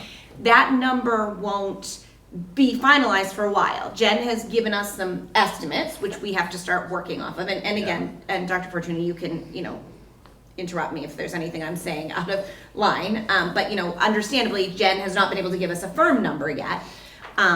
So we can't really, so there's parts of the budget process that we cannot sort of crystallize on at this point. But we do, I think, need to have a conversation with my colleagues up here about a few different ways we could go with the tri-board. The governor's budget will come out next week. The governor's budget is just a recommendation, but that will have some numbers in it that Jen will be able to use to start formulating better. She also did mention at tri-board last week, there's a big conference this weekend of all municipal. She's there already, or at MMA. And she does expect that she will get a better refined answer on the health insurance. The health insurance is going to be a monstrous number, but with a monstrous number, there may be some refining there. Yeah. I don't know, is there anything else that which she's waiting on kind of? Those are the two biggest things, right? Chapter 70 and that. So I don't know, Tony and Emily, but I sort of feel like in my head there's sort of two budgets that I would like us to sort of coalesce around. This level services budget, and then a possible budget that has some expanded service, some targeted investments, as we like to say. I don't know how you feel about that, and what you've been through this in other towns, so that's important to me to kind of your opinion. Yeah, so, Chris, do you remember the numbers we talked about before the meeting? Why don't we discuss that with the board at this point? Okay. So based on revenue projections right now, they're looking at a reduction of about $1.7 million So that would be for us. for us. Yes. So that would be a third option, which is not a good option, Yes. and not one that we want. No. No. And so I think, I don't know, Tony, how you want to do this, but I sort of think there's a few different ways we can go to tri-board and say, we want to keep level services. One of the things that's been discussed a lot at tri-board is expanding the firefighters, which I think, is necessary and sounds like a good proposal. I personally, if that is something that's going to go into the override, I think the schools need to be able to put in a few expanded services, expanded needs as well. The other thing is, last year, the last board talked about a 3-year projection, right? And so are we in a position where we are always going to be going back to the town every year? Because 2.5% is not going to keep us more than 1 year. Or are we going to feel like this is something that we're going to go not every year, but we're going to have to analyze every year? My understanding from other towns is you can do this a bunch of different ways, right? You can put an override on a ballot that is one number, which includes everything, all the different departments. It can be a 1 year, it can be a multiple year, because basically when you're voting, you're voting to increase the levy limit. You don't have to spend to the levy limit. So an example of this is you could say you're going to expand, you're going to increase the levy limit by $20 million. We're not going to do that. So I'm just using a random number, right? But then you only spend to a certain amount each year. So that way you're only going through town meeting. You're only going to the ballot once. It would have to go through town meeting each year, but it would only go to the ballot once. But I have concerns about a huge number having no plan to get it passed, right? So I think a good place actually for us to start is to really talk about what we value and coalesce around that. What is the most important thing? Because I think that will help inform any additions that we put into the budget, as well as if we have to make cuts, any cuts that we put into the budget. So I think that's an important place to start, especially right now where we don't have firm revenue numbers. Yeah. So we don't know which direction we're going. So I would recommend that that's where we start the conversation. I think that one of the problems is the timing of this last of the tri-board meetings is not ideal. Correct. Because until we get some of the numbers on healthcare projections and the governor's budget, we're just gonna go in there and like, it's all gonna be spitballing, and it makes no, like, I don't wanna say it makes no sense, but like, Yeah. we're not gonna really be able to do anything productive. I am also not inclined to put forward anything other than a level services budget and a restored services budget. So like fixing what we did last time in the hopes that we pass an override. I think it is abundantly clear to me that there is no way this town will function the way it currently does without an override. Mm-hmm.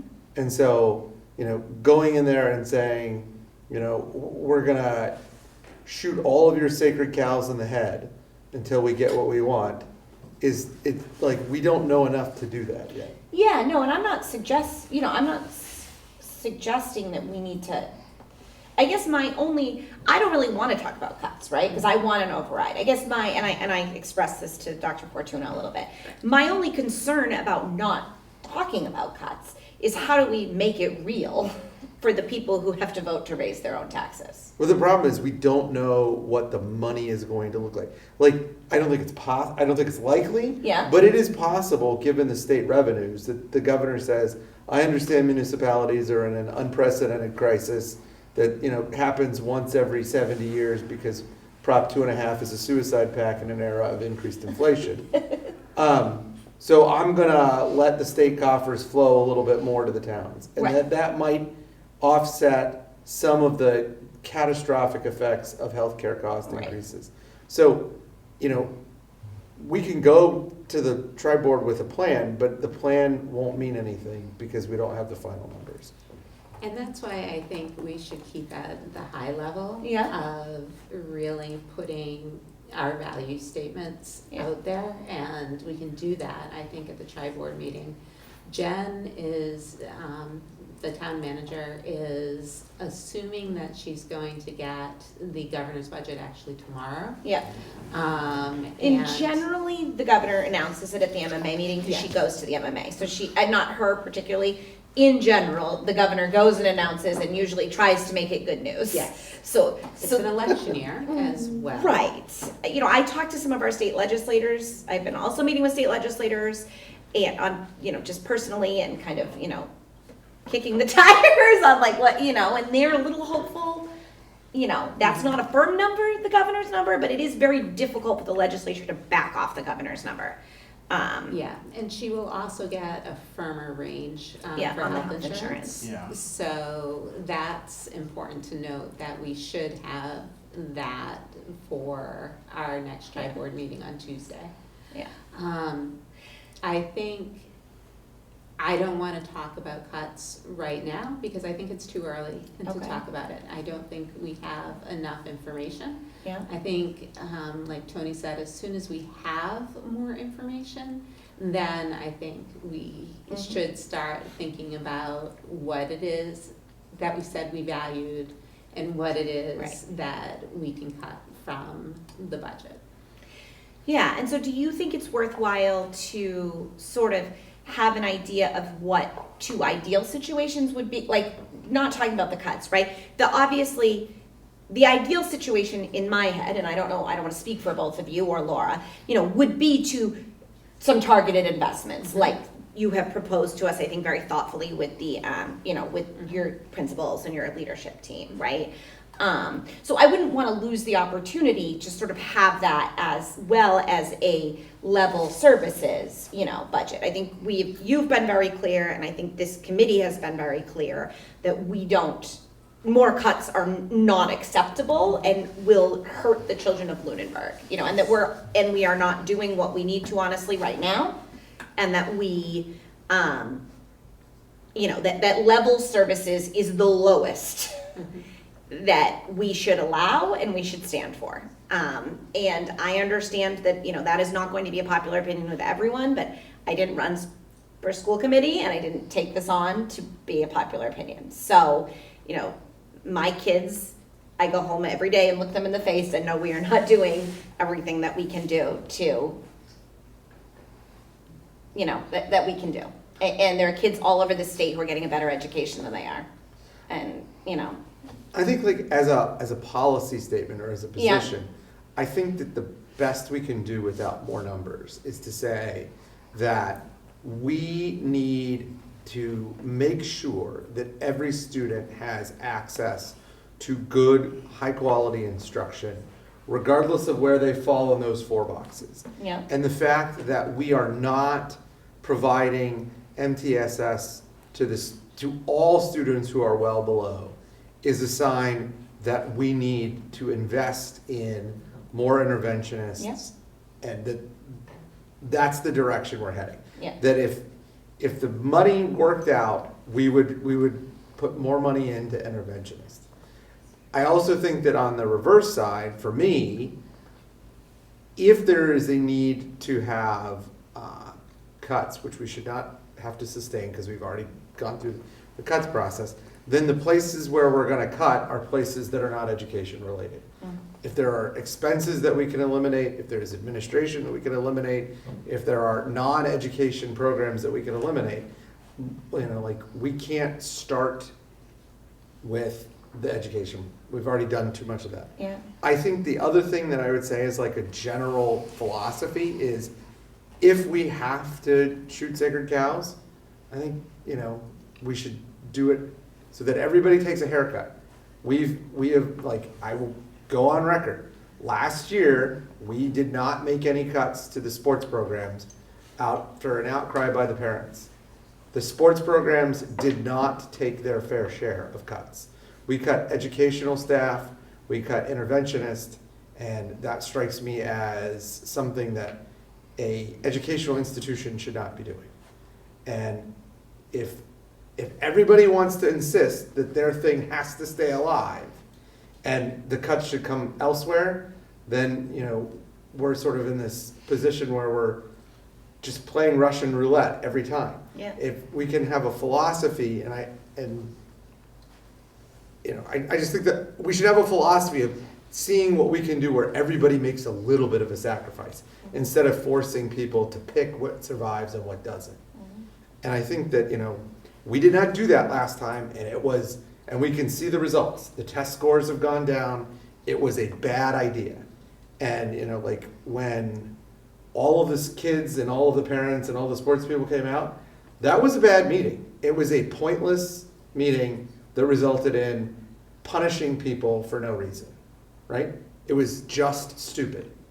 And, I understand why it happened, but the end result was instead of everybody taking a little bit of a haircut, we took an axe to parts of the educational apparatus of this institution that make, quite frankly, no sense to me. We've got to protect our core functions. Mm-hmm. And so I think that those are the approaches we take. We need an override. We have data that supports the fact that when we imposed austerity measures, it had impacts on student achievement, and that until we have more numbers, we can't be specific, but that our approach would be to make sure that everybody takes a haircut instead of, continually targeting certain programs. Mm-hmm. I'm really curious what you think about a 3-year, I'm not sure it's feasible, but I also think we need to be very clear with the public, and I don't know how we do that, right? What are we, last year's whole thing was, we're not gonna do an override this year because we're gonna do one next year and we're gonna plan for years ahead. And I just don't feel like we've done that at Tri-Board. I'm not sure, I think there's a lot of. I think that the idea of like a multi-part or like a tiered or banded override is too complex. Okay. What I would suggest that we do, and I'm happy to be convinced that this Yeah, is wrong. I mean, I think this is a real discussion. Yeah, I is to am say- not wedded to anything. I just. We should ask for one number, and it should be enough that we get everything we need, and then, understand that we might need that number the next year. So like, Yeah. if like, I feel like when we did the override, 2 years ago. yes, I would have preferred to ask for more money. Yep. And I felt like we left a little bit of money on the table because we had good political will. Because nobody thought it was gonna pass. Except maybe you. And me. Okay, I was gonna say. And you, yeah. You convinced a lot of people that it was gonna pass. But I think that like I would prefer to ask for what we think is prudent Yeah. as opposed to like trying to nickel and dime and then find ourselves in a position of pain the next year. Because it is not going to get better. The Yeah. things that are putting pressure on us are giant multinational corporations that run amok by charging inordinate amounts of Yeah. money for healthcare. No one is doing that. We cannot count on our political leaders to solve that problem. There is no will on a national level for that to happen. And all of that flows down to us. And so if we can't count on anybody helping us, then we've got to fix it ourselves. And I think that we should ask for a number that has a multi-year view, even if it's not a multi-year override. Because I just think that like conceptually that's very difficult. Yeah, no, I mean, I think it's hard to explain. I mean, it is. I do think there is some merit, possibly, politically and otherwise, to offering voters a few tiers. But they're just going to take the bottom tier. I mean, like, But what if the top tier's too high? Do you think some people might say, well, that's why I think that like one of the things that I know is going on is that people are working diligently to craft that number that they think is and prudent, right? but not too high. Right, and I do think, we have over the last few years focused too much on, I think, some of this stuff, like, is it too high? Is it the right time? Is it not the right time, right? And I think that's been a conversation that you've lived through here, we've lived through before we were on this board. Yeah. And I'm done with that conversation, like personally done with that conversation, because I think, we go to the voters, we have to go to the voters, right? Like, we shouldn't be trying to game the system. It's not really gaming the system, but do you know what I mean? Like, trying to, Use game theory to determine what the number is as opposed to what's prudent. use game theory to decide what the voters are gonna do. Do you know we what I mean? don't know what they're going to do. Well, We but should that's go what to- I mean. Instead of being like, well, we should wait, we should do that. Do you understand? Yeah. Am I describing it right? I think so. I don't mean for you not to be part of this if you're, We should go to the number. We should go to them with a number that we think is supported by the data, yeah, that shows how we would spend the money in a way that indicates good stewardship and transparency, yeah. and also does not shoot ourselves in the foot. Because 2026 is going to be a bad year financially Yeah. and in the economy. 2027 will be worse. Mhm. I do not foresee any relief coming in the next 3 years. Right, and the state is just spending more and more money filling holes that the federal government is pulling away. And we also have to count on the fact that the federal government has decided to murder the Department of Education. Yeah. And we will not get the same money in the same way. I did actually mention that to the legislators I Yes. spoke to this week, which I know is not a number one thing, but, I mean, it's very clear that the decision to murder the Department of Education was not based on any actual facts, but based on political bullshit. yeah. Okay, so I do agree with you that next week's meeting of Tri-Board unfortunately is a little early, but I don't want to lose the opportunity to have some input on what, and I think the select board is open to an override. I know they haven't, not every member, but I think, Jen has been very clear, it's not just the school department that is going to be crushed by any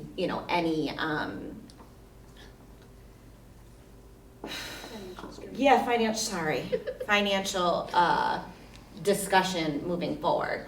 So, yeah, I mean, I think prioritizing educational programs, prioritizing reading, I do feel for the high school, not feel for, that's not really the right way. I do feel like we've, like Mr. Santry has been here, the options are dwindling, the 8th graders aren't going to have languages. I do think we need to address that some, that we want kids to have a full high school experience when they're here. like from. But how do I, From what I've heard and what I've seen in terms of the research studies that people have sent over the years, I think that the high school problem is different than the non-high school problem. yeah? And that the high school problem, like our students do pretty well in Yes. high school on standardized testing. Yes. And so like what we need to do to maintain that is to make sure that we have good school or good choices among Yeah. class. Because class choice is as important in high school as class size is in elementary school. Yeah. And I also think that we need to make sure that we, buttress and help support the like the full panoply of options, right? Like the idea that we would not have a language department is untenable. Yeah. The fact that like in addition to providing some flexibility in the schedule, that having an additional PE class has real benefits, and that people can better plan their schedule. So like I think that for them it's like if we can give them the people, they can make it work. Whereas I think that the problems that we're facing in the primary school are we need to make sure that all the boats, that the rising tide lifts all the boats, and those numbers are super concerning. Yeah, I mean, they're super concerning. I just think I do worry about a downward spiral of other school districts have faced the idea that less choice, which I think you're saying, right? Less choice, less whatever. Kids choose to go somewhere else. We lose that Chapter 70 money. We can offer less, right? Because those, Chapter 70 is a formula based on enrollment.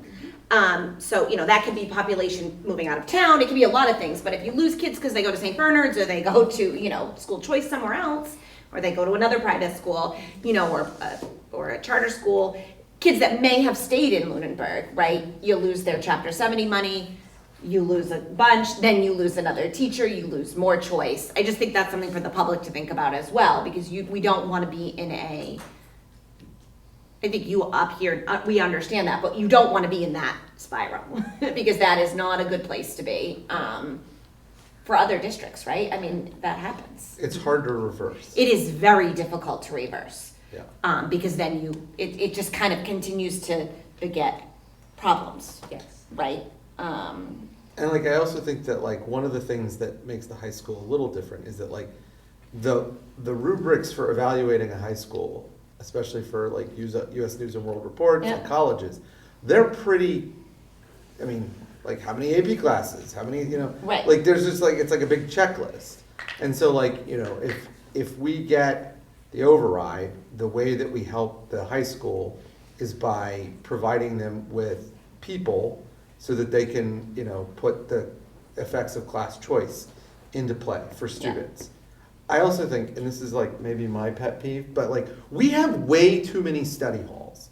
No study halls. No study halls. And that's because we don't have enough teachers. We don't have enough staff. If you are in this building, you should be getting educated, not messing around in study hall. Yeah. Like no study halls. I understand that they have some role in creating schedule flexibility for the building as a whole, but if we could take money that we get from the override and provide more teachers for class choice purposes, then we can get rid of wasteful, dumb study halls. I hate study halls. They're dumb.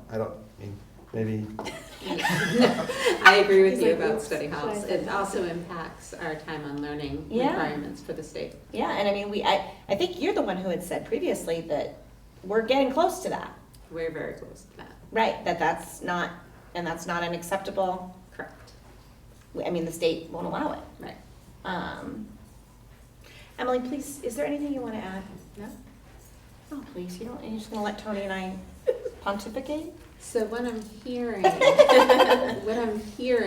from the board right now is that you would actually like us to present the strategic investment budget that we had talked about. Yes. Yes. With the understanding that that's going to add another 1.6. Is it another 1.6? Yeah. Yeah. On top Fine. of this. What? That's fine. 1.7. Thank you, Chris. So that's a 1.7. 3.7 over this year, but that doesn't include any revenue that may, Right, we may get. right. So it wouldn't be a 3.7 override number, because we will have some revenue from the town. Yes. I don't think so. I don't. I mean, the chapter- No. I mean, she hasn't, but like the number Jen gave us at the last meeting, $86,000. that It didn't included, that took our health insurance, that It 900,000 did not out of it. include COLA increases for any town employees other than ours. So there is no money, zero money. If Jen. She took the health insurance out though, of that number. Right? I don't think so. She I took could the be health wrong. I insurance could be wrong, increases though. out of that number, didn't she? I don't think she did. Mm-mm. So right now, if we take that $1.3 Yeah. million that the town is the initial revenue Yeah. projection. The schools traditionally, their budget gets 53.3% of that. That would leave us with a number of $696,521.74 to fund the schools. And extra, Yeah, no, not extra, over, all together. over level funding. No, our budget would be $696,521.74, meaning we would have to cut $1.78 million from the budget. Right, because that That's is, what- yeah, Yeah, that's the number that you gave us. Yes. Which is, And I think that if we have the projected budget that Chris gave us tonight, and the more strategic the investments. strategic investment budget, those two budgets That's are fine. that's the two we're working on. There we go. As And if- long as we feel like as a committee that that's what we're working on. And I just feel like, before we shoot people sacred cows, we probably need to know what our costs actually are, and what the investment from the state actually Yeah, is. what our revenue actually Yeah. is, not And costs. so it's not that right? we're- We're waiting for a revenue, like a real revenue number Right. from Jen. And it's not that we're being Pollyanna-ish and hoping that the override passes, but we don't know enough to say what we're gonna have to cut. So I have heard from the town manager that she says sometimes they bring a budget to town meeting that's just the override number. That could be a possibility. I have no idea. So she did say that to me. I don't think, no, we're very That could be early. something we clarify None at of the that is, board. but that is a decision the select board and her could make, basically.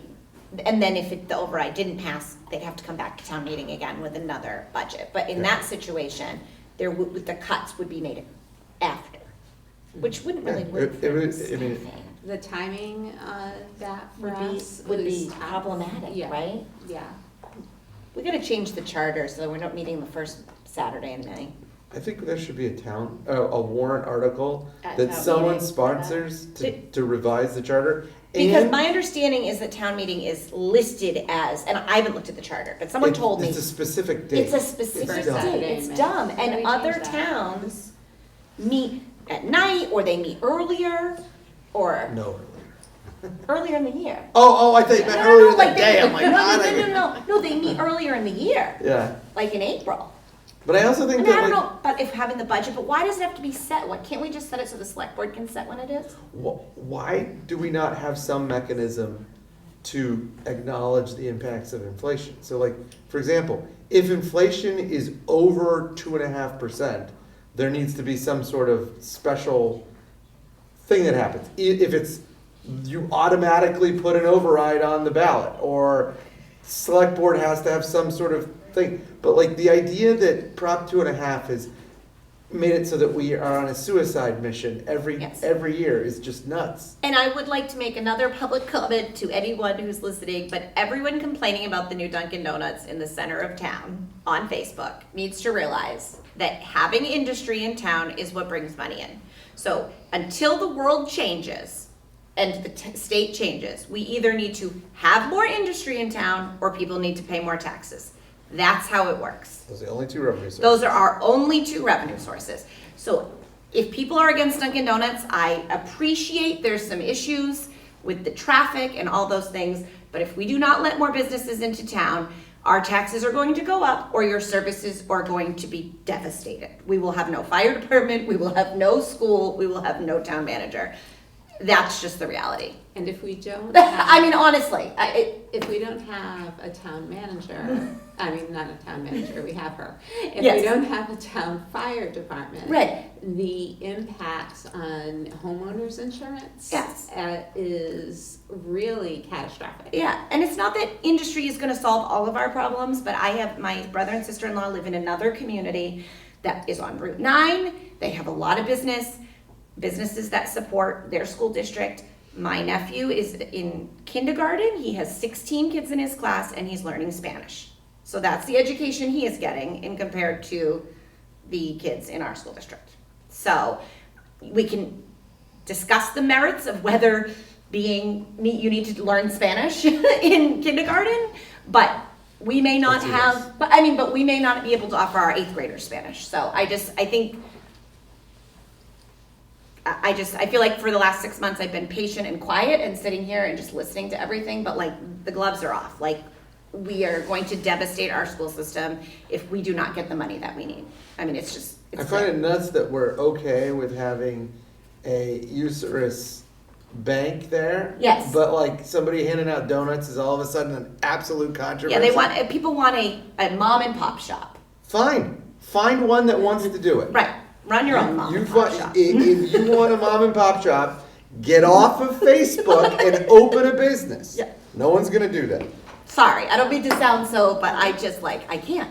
So what I'll ask Chris to do is and he already knows what I'm gonna ask him, is to prepare a budget that has the additional pieces that we outlined for our strategic investments. Yeah. Yeah. Okay. The one thing I have to say is this budget thing was really way better. There have been times when I've been like meeting in the lunchroom, cafeteria, doing a 5-minute emergency because some number was screwed up. It is so much nicer to have everything organized and laid out. The other thing is, while we were talking, the actual cost increase, if you include athletic transportation for the D-Bus contract, is almost $250,000 from last year. It's $246,000. So yeah, so the $2 That's million increase for a level services budget, $900,000 of that is health insurance, And $250,000 of it is D-Bus. and $250,000 of it is D-Bus. So, I mean, that alone, that's over half of the increase. And if we included utilities, my guess is that we're getting close to like 75%. Pretty close. That's it. I think that's one thing that would be helpful in a future, right, meeting is just a pie that says, or like a list, this is the increase, right? Yeah. To have level services, like a 1 slide, not a million slide, right? And this is the pie. The increase is $2 million, 900,000 of it is health insurance. 246,000 is D-Bus. Some of it is contractual increases, $174,000. right? I just think that would be a visual that might be helpful. I like that. I think that's a great visual. Yeah. Actually. Like, we're not, and I'd also think the cuts we took last year, I would like to know how many FTEs we lost last year so that we can remind 17? people. I don't. Or what percentage, again, this is not a moment right now, but I think a percentage of staff we have already lost over the last 3 years would be a good, the school district has already taken a 10% cut in staff, or whatever it is. Liz, would you be able to help us compile that number? Oh, thank you. All right. Is there anything else we want to discuss about proposed budget for FY27? Kudos, Chris, for having everything ready to go.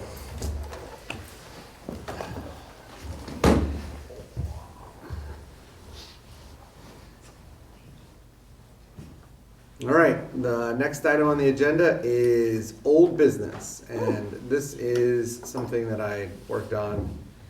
So, the idea would be for us at a later hearing, probably next week or next time, to vote on a directive for Turkey Hill. So there's a memo in the folder, but the memo is really for people who aren't on school committee, didn't read the report. I can't access it. Oh. Can you let me in? Oh, did I not let you? I let you in. Yeah, you sent me a separate email. Okay. Did you get a separate email? Tony, can I change the access to anyone with the link? Sure, yeah. I'm like wondering what this is. So here's the idea. We have not made any forward progress on Turkey Hill. And the reason why we have not made any forward progress on Turkey Hill is twofold. Number one, it's a lot of money. And number two, the funding process is complicated. The problem is we are in this sort of like, chicken and the egg problem where we don't know how to make the first step because we don't know how much it's going to be, so we get stuck. And so the idea would be that we would plan on rehabilitating the Turkey Hill building unless the out-of-pocket cost to the taxpayers of the town of Lunenburg, not the money that we get from MSBA. My understanding is that if you review the projects that they fund, they have a strong bias towards new construction, and quite frankly, I don't care what the state government wants us to do. Give us the money, we'll make the decision. It's our town, it's our taxpayer dollars, whether it's MSBA money or money we raise from the town, it's all taxpayer dollars. There's no other magic source, so it's our money.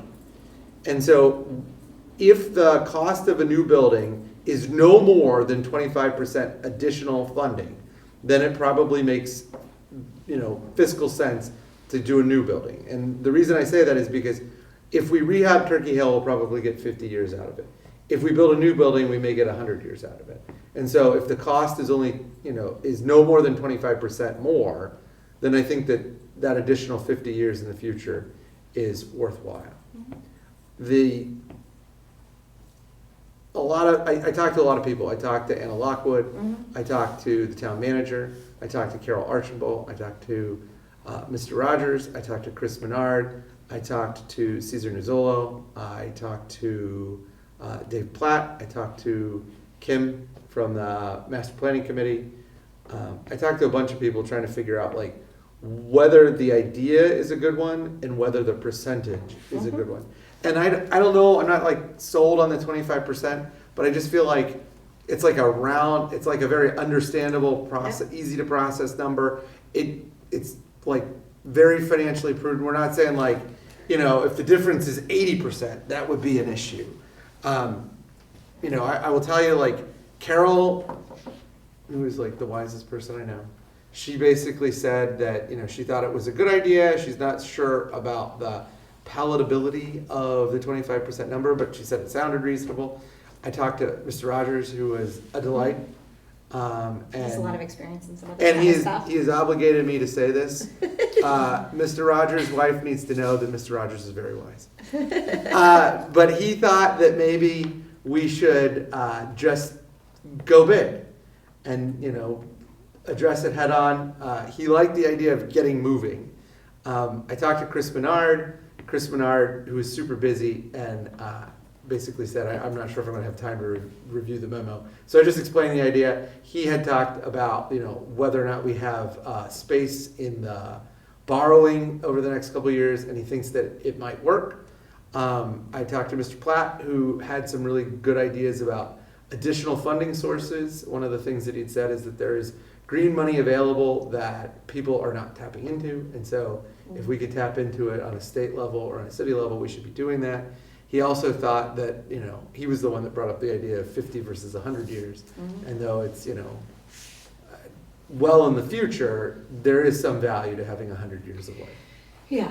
I talked, in talking to Kim thought that the real issue that we have is that there's a cost related to delay, that by not having some directionality to the Turkey Hill issue, we're just kicking stuff down the line.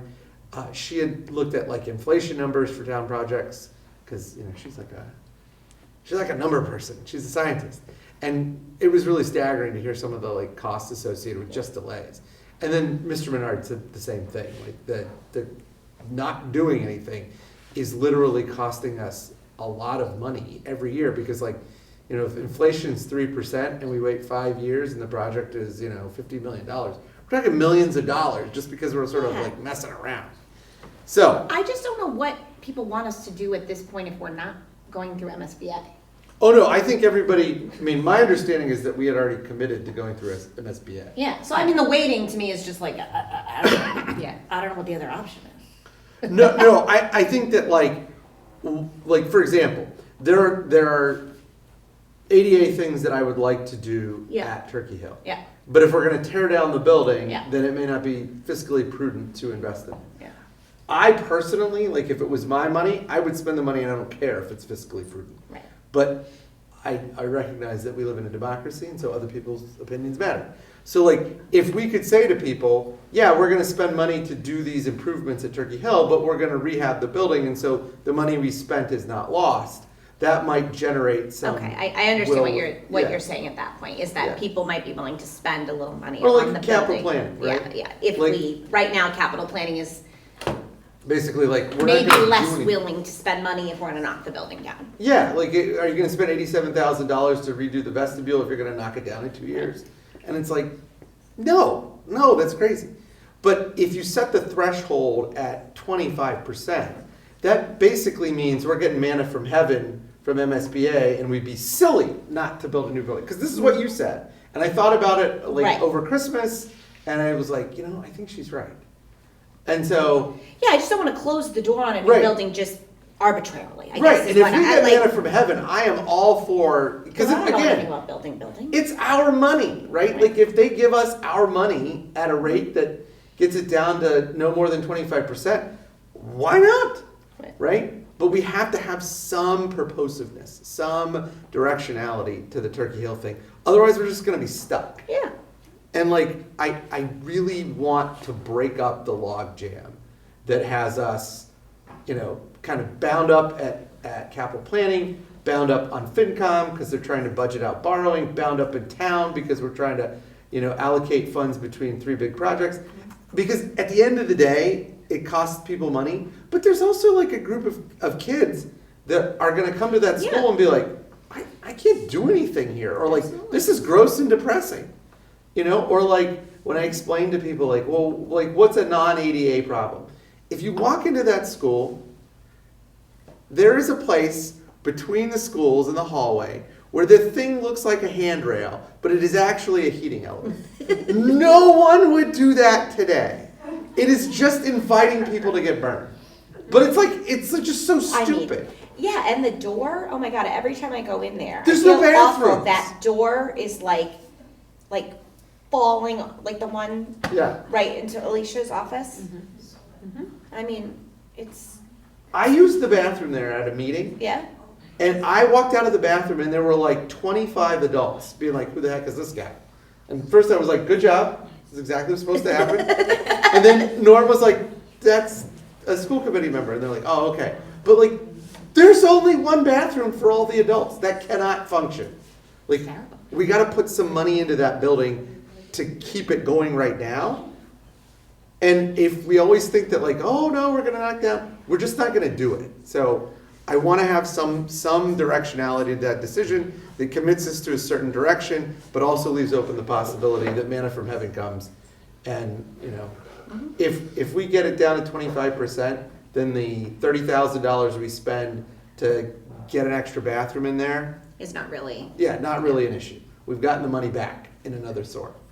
So, I don't know. I mean, so do you think we wanna, I didn't get to read it yet because I didn't have Yeah. access, do we want to plan on voting on it next meeting? Do you think that yeah, if Laura Laura, would, because it would be nice to have Laura here, do you yeah, think? yeah, and Laura will automatically ask me a million questions, so. She's But I mean, she's I making agree it. with the idea, I'm on board with the idea, I don't want to wordsmith, I should probably read it, but besides that, Yeah. I think it's. Emily, what do you think? Yeah, we need to do something, so. It's just not tenable. I agree. Can I do something that's probably? Would you like to make any comments as an actual Turkey Hill teacher?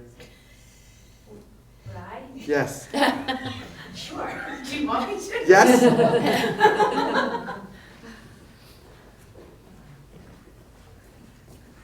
Did you go to Turkey Hill? I did. She did. The Okay. classroom I'm currently teaching in is where I had 5th grade. Okay, so you Oh, were that's like weird. as close to an expert on Turkey Hill as exists in I the mean, world. maybe. I don't know all the cobwebs and everything, but what do you need to know, Tony? So like, what do you think about having a plan on? I think we need a plan.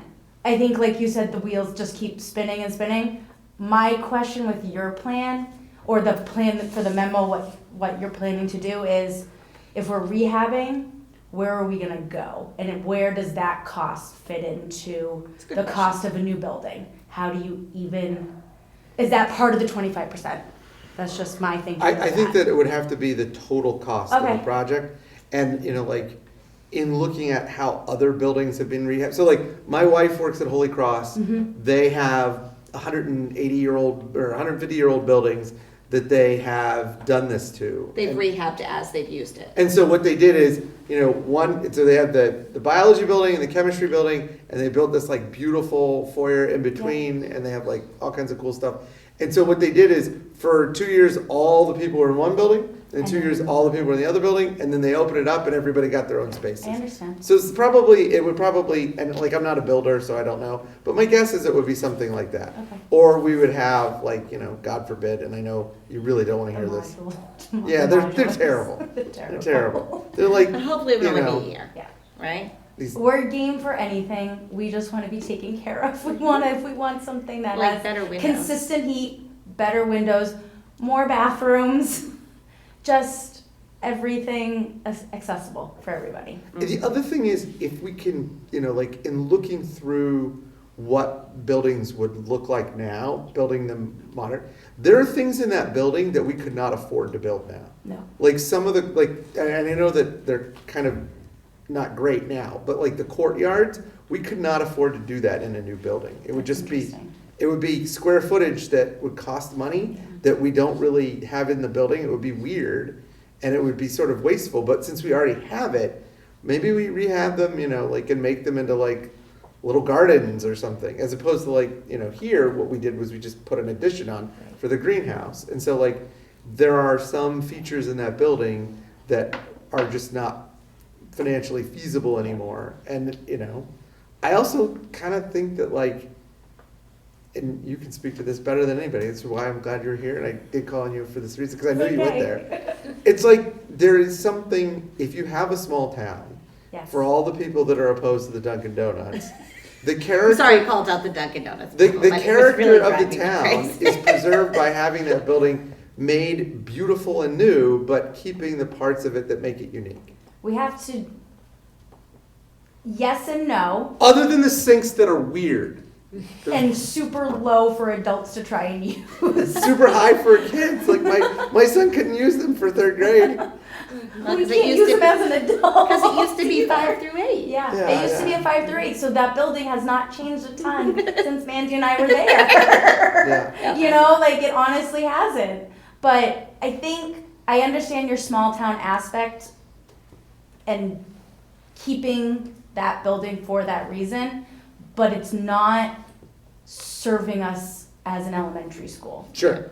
And I think we have to look at it like that as well. The Yeah. purpose of that building is right now, it's an elementary school, and it's not serving its purpose as one. Yeah.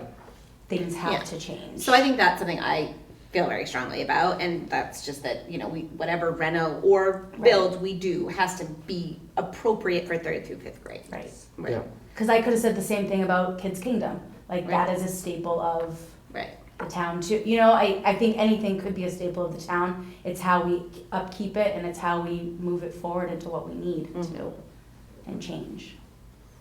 Man, there must be some kind of building subcommittee on Turkey Hill that you'd be really interested in being on. I'm just asking now. All right. So maybe we'll have more discussion and then vote on it 2 meetings from now.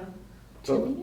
I just want to start moving. Yeah, I'm fine voting on it soon. I just thought Laura probably should be here since Yeah. she'll have lots of Yeah. Thank thoughts. Thank you. Of course.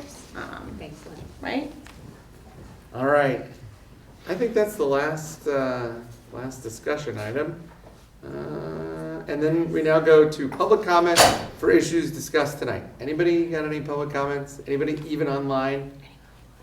There are people online, and I Alright. do not see any hands. All right. Okay, reports from subcommittee.